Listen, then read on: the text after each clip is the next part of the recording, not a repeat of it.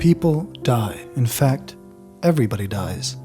I know that might come as a surprise to some, but it is a cold and hard truth. Now, death can come all of a sudden. Bang! Darkness.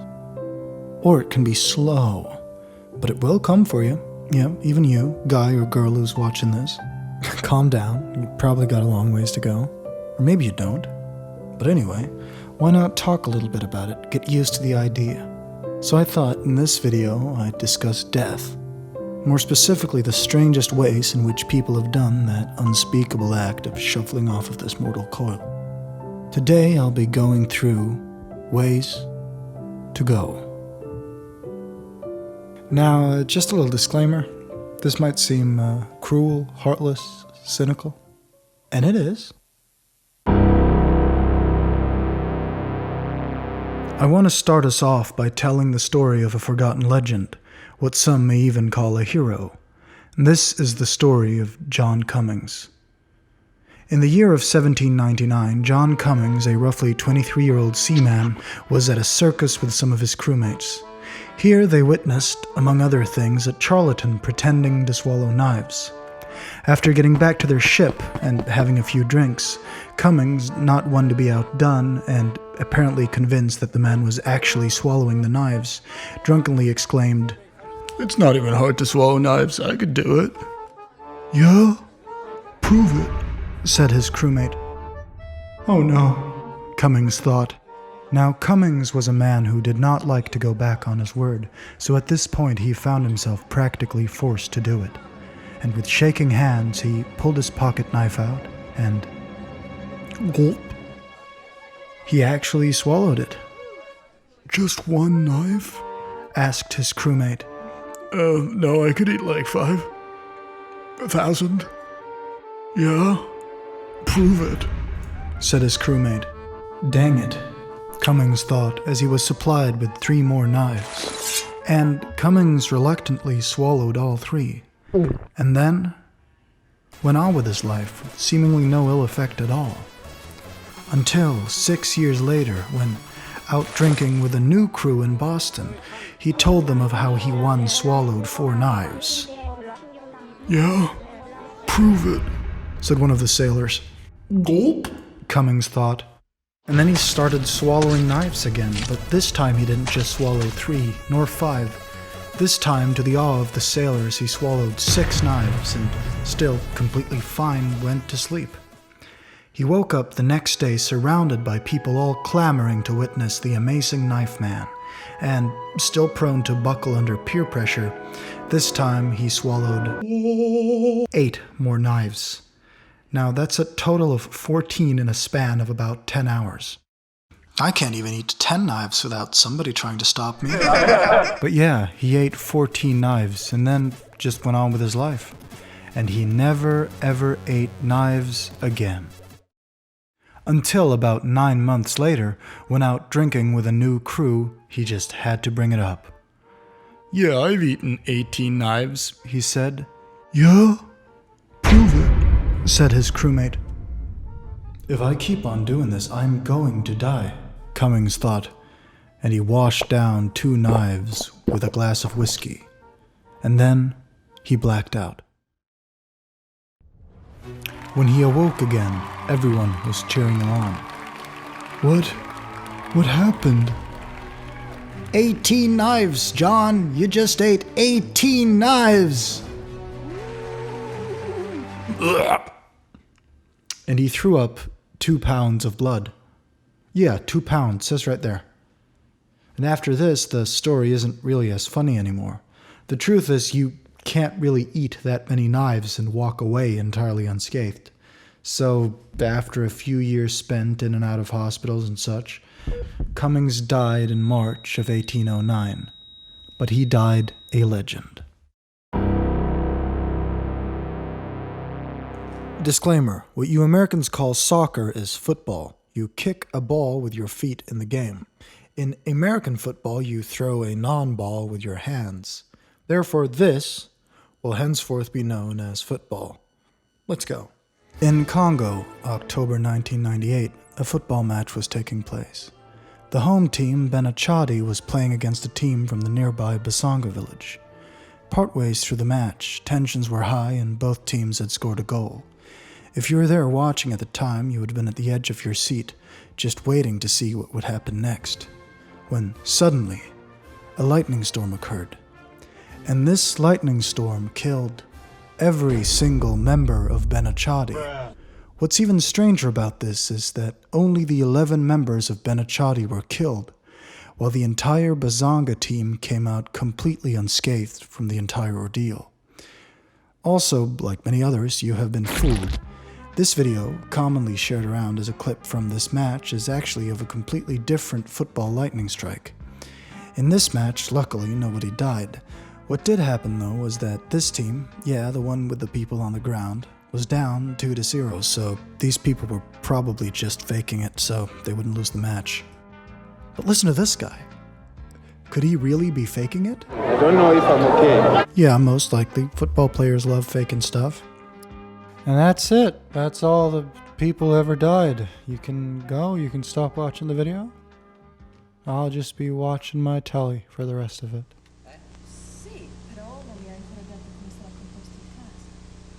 Oh, well, now that that's over and done with, I'll just sit down and relax, because there's no other way anybody could ever die. Knock, knock.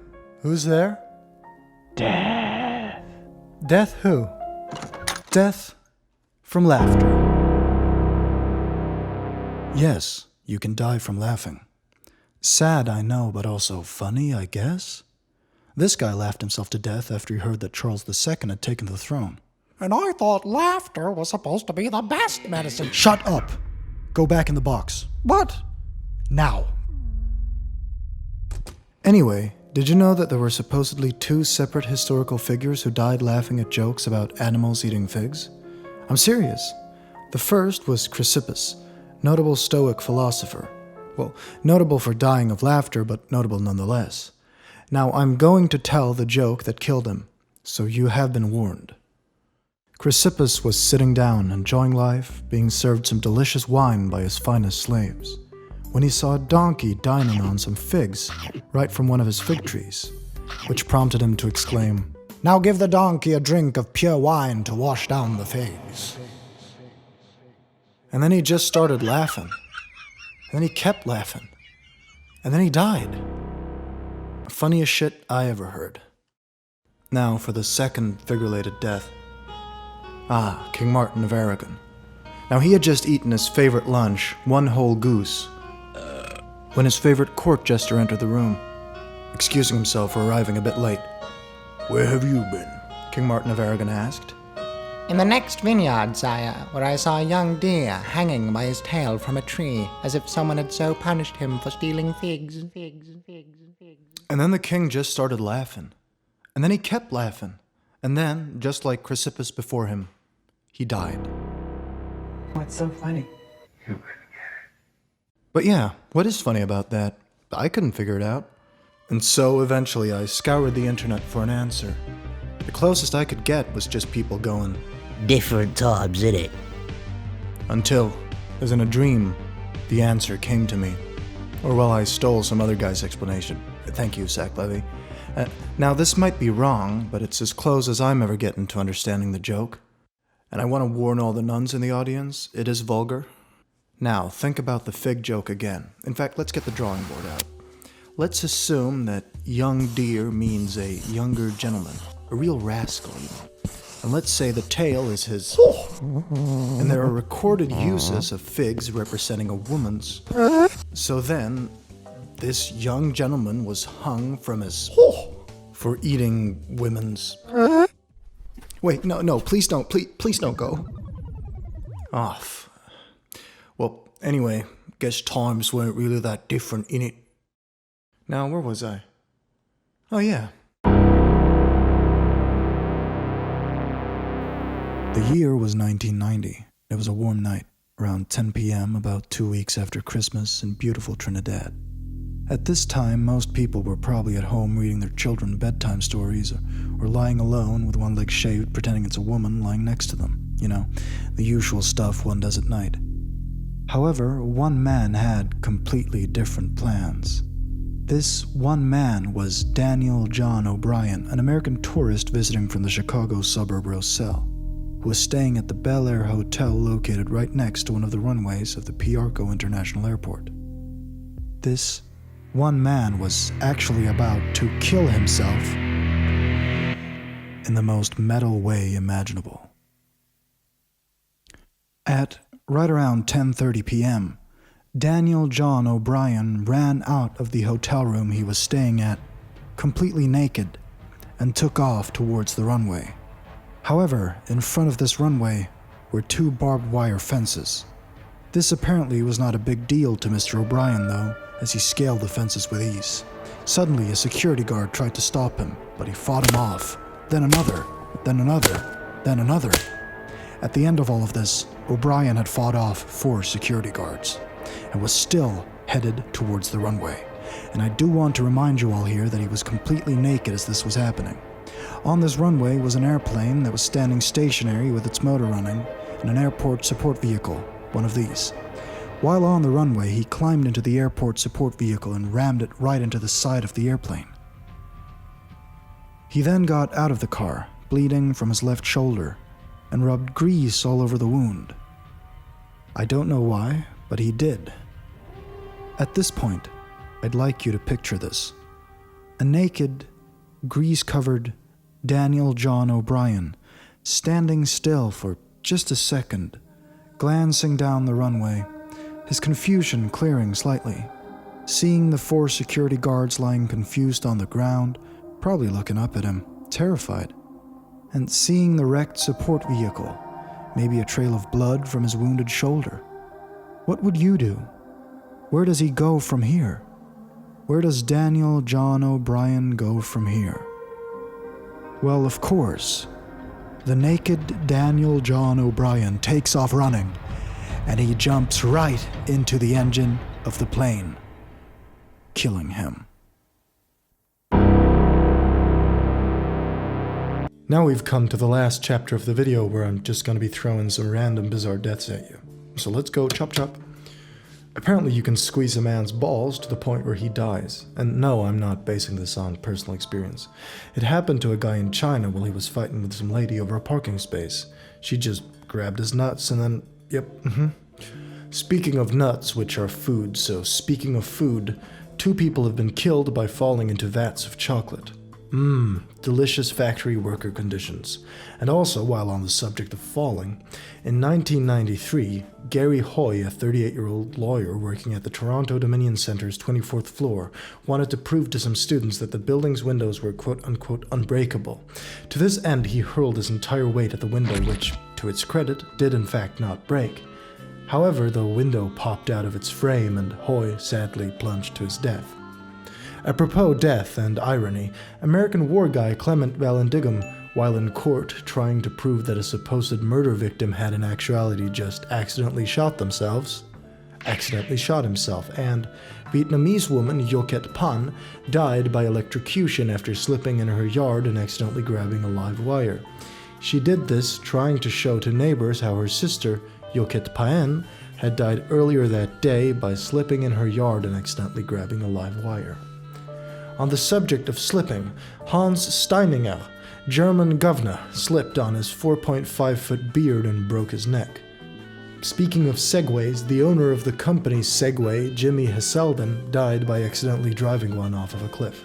Nitaro Ito, a Japanese man running for the House of Representatives, felt like he'd go over a lot better with the sympathy he'd gained from lying in a hospital bed. The problem was that he was currently in perfect health. So he staged an attack on himself, had a friend punch him in the face, after which he stabbed himself in the leg. Unfortunately, by doing this, Ito severed an artery and bled to death. In 1985, Jerome Moody drowned at a New Orleans pool party attended by over 200 lifeguards celebrating their first drowning-free swimming season in memory. Bridget Driscoll, the first ever person to be killed by a car, died in 1886.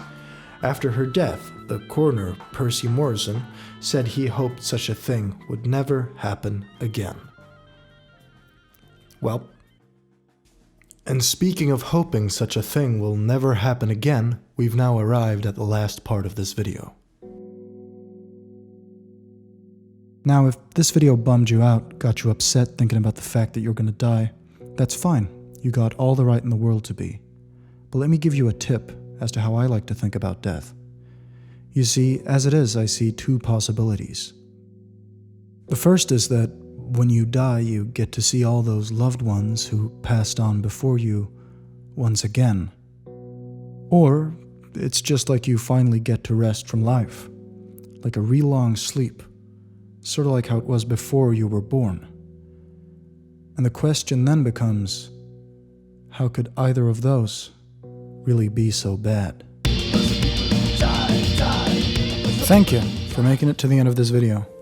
You're now one of a very select group of people who made it this far. There's probably only about 3 in the world like you, and 2 of them are me. So yeah, thank you, from the heart. I also make cartoons, which look like this, and music, which sounds like this. And yeah, that is about it. See ya. Wait, what happens to me when the video ends?